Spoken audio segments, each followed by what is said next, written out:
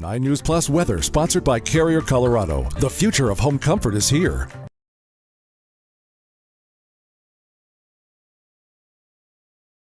Hey everyone, 9 News meteorologist Greg Perez here with a quick update to the forecast. Well, if I told you it was going to storm tomorrow, you probably wouldn't believe me, or snowstorm that is, because it is so nice outside right now.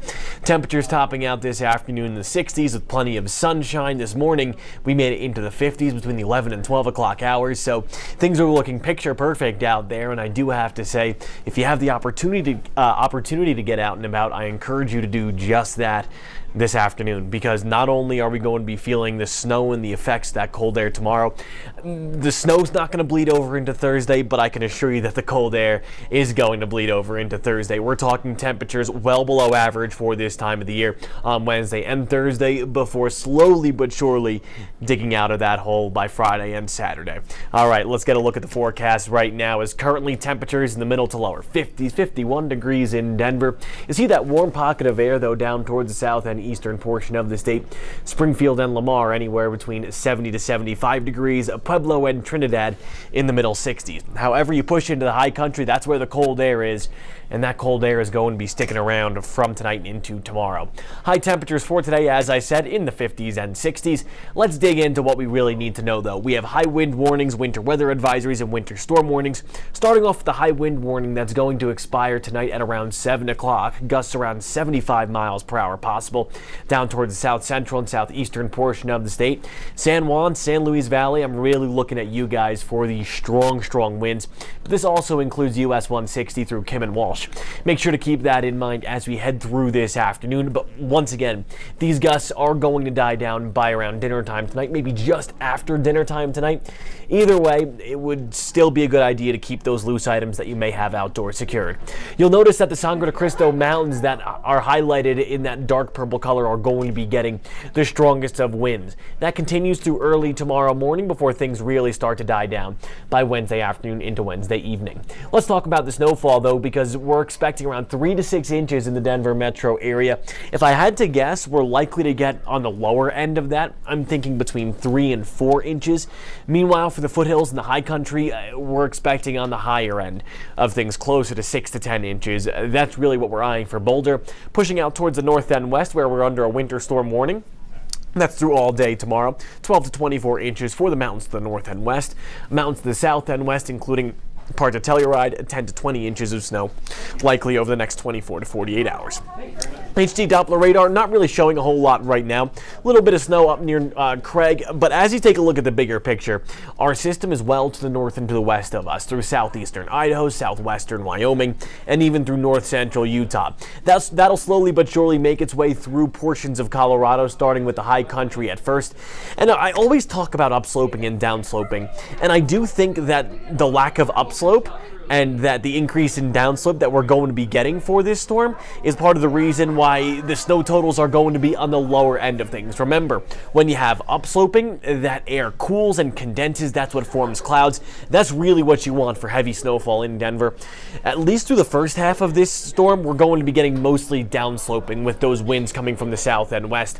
And once the air moves over the mountains and pushes down from the upper elevations into parts of the valley, that's when the air warms and it dries out, meaning we're not going to be getting as much of that snowfall. But let's take you through these next 24 to 48 hours as we are in for some snow. It's going to start as mainly a little bit of rain and a wintry mix before transitioning completely into snow by early tomorrow morning. That's why that winter weather advisory for Denver starts early tomorrow at around 2 or 3 o'clock in the morning, lasting through tomorrow evening, say between 8 and 9 o'clock.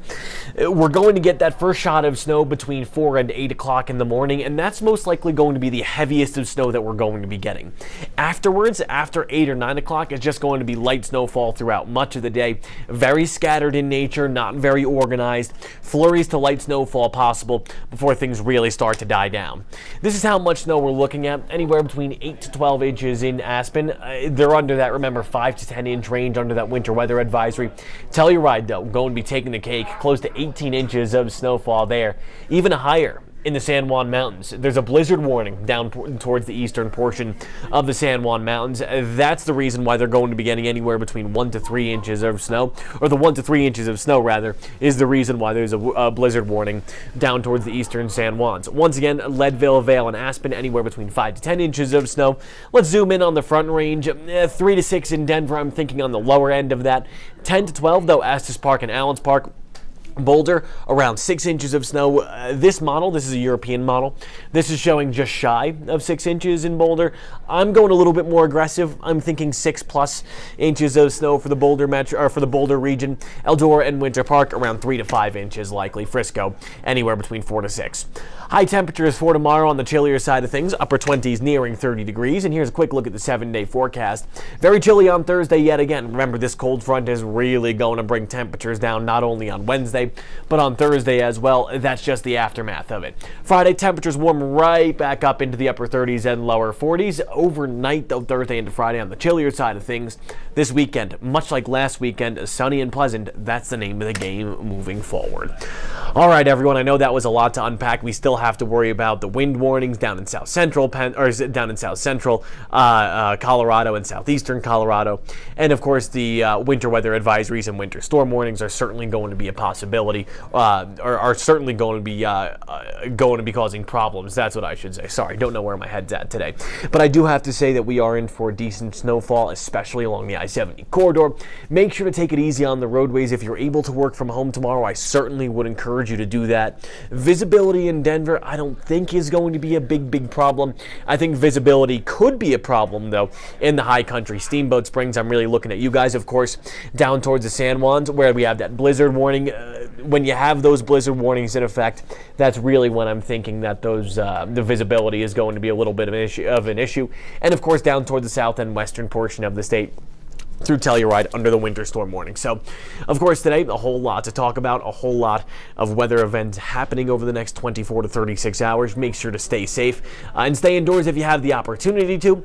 Of course, life happens. I know people need to go out. I'm going to be here tomorrow keeping an eye on this winter system. I'm going to be doing cut-ins all morning and then doing evening traffic, so I'll be all over the place. Chief Meteorologist Kathy Sabin, who's behind me, she's going to be on tonight at 4 and 5. Meteorologist Danielle Grant, she'll be on at 6, 9, and 10 with the latest forecast, and we are going to be continuing to update you both on air and online with the very latest on this system. All right, everyone, thank you so much for joining me once again. Join Chief Meteorologist Kathy Sabin at 4 and 5, and of course, Meteorologist Danielle Grant at 6, 9, and 10, only on 9 News.